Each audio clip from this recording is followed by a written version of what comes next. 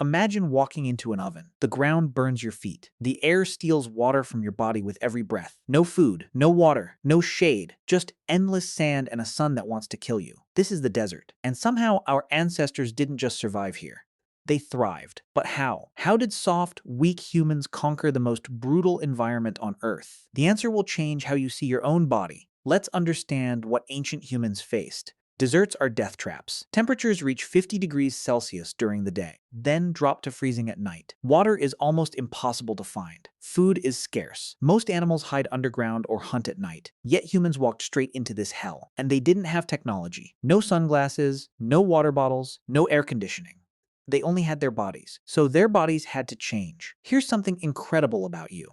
You are the best sweating animal on the planet. Humans have up to 5 million sweat glands covering their entire body. No fur blocking them. Just bare skin releasing water directly into the air. Why does this matter? Because sweating is nature's air conditioning. When sweat evaporates, it pulls heat away from your skin. This keeps your brain cool. And your brain is everything. Most animals can't do this. Dogs pant. Elephants flap their ears. Lions rest in shade for 20 hours a day. But humans? Ancient humans could walk through the desert at midday. They could hunt when every other predator was hiding. Their bodies were cooling machines. Think about what this meant for survival. A group of ancient humans spots an antelope. The antelope is faster, much faster, but it can't sweat like humans can. So humans don't chase. They follow, walking steadily under the blazing sun. The antelope sprints away, stops, overheats, sprints again, stops again. Its body is failing. The humans keep walking, cool and steady. Hours pass. The antelope collapses from heat exhaustion. The humans win. This is called persistence hunting. And it only works because humans sweat better than any animal alive. This is why we lost our body hair. Hair blocks sweat. Bare skin lets it flow freely. Your ancestors traded fur for the ability to survive extreme heat.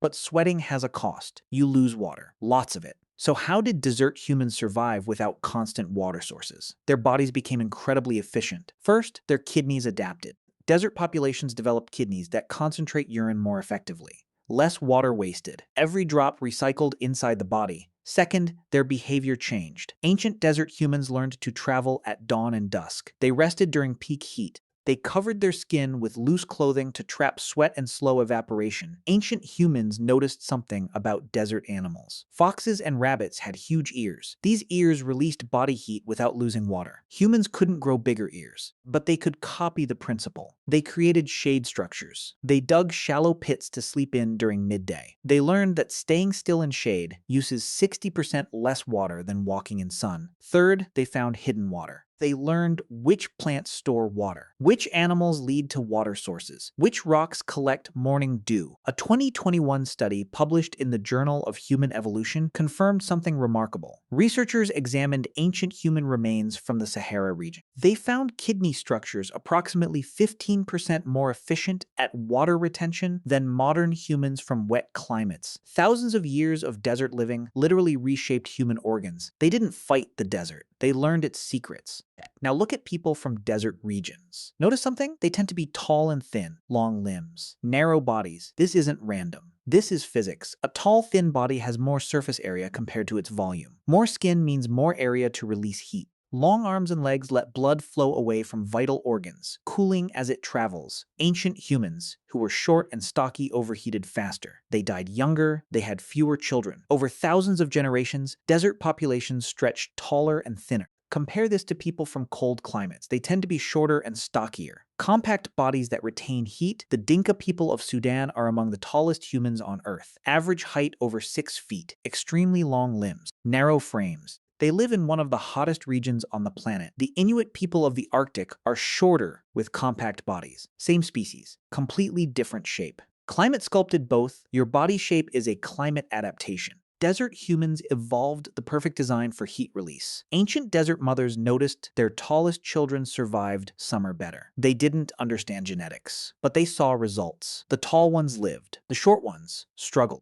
Nature was selecting for height without anyone realizing it. The desert sun is brutal. It burns skin, it damages eyes, it causes cancer. So desert populations developed darker skin with more melanin. Melanin is natural sunscreen. It absorbs harmful UV radiation before it destroys skin cells. But here's something fascinating. Ancient humans who first entered deserts from forests had lighter skin. The desert sun was destroying them. Skin cancers, burns, infections, then something changed. Individuals with slightly more melanin survived longer. They had more children. Those children inherited darker skin. Generation after generation, skin grew darker. Scientists estimate this process took only 10,000 to 20,000 years. That's incredibly fast for evolution. The desert was applying intense pressure. Their eyes adapted too. Narrower eye openings, thicker eyelashes to block sand and glare. Some populations developed a slight fold in the eyelid for extra protection. Dr. Rebecca Lawson from Oxford University studied ancient skull remains from desert regions. She found eye socket shapes that created natural shading for the eyes. The bone structure itself evolved to block sunlight. Ancient humans were becoming living sunglasses.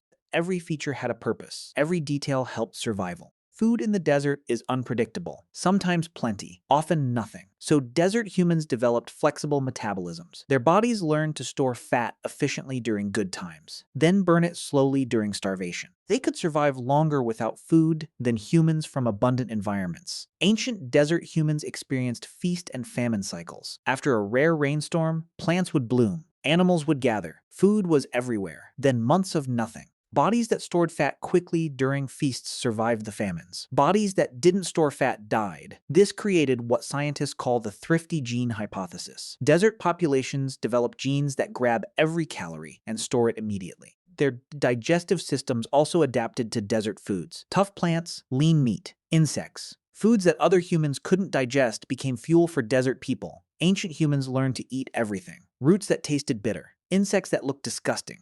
Lizards, snakes, seeds too hard for other animals to crack. Their gut bacteria changed too. Specialized microbes evolved inside desert humans. These microbes could extract nutrition from plants that would pass through other humans completely undigested. A 2018 study from the Max Planck Institute examined gut bacteria from modern desert populations. They found bacterial strains that exist nowhere else on Earth. These bacteria have been co-evolving with desert humans for over 40,000 years. The desert shaped humans from the inside out, but here's what nobody talks about. The biggest adaptation wasn't physical, it was mental. Desert humans developed incredible patience. They could wait for hours without moving. They could track animals across endless sand for days. They could stay calm when water was running out. Panic kills in the desert. Panic makes you sweat more, move faster, waste water, make bad decisions. Ancient humans who panicked died.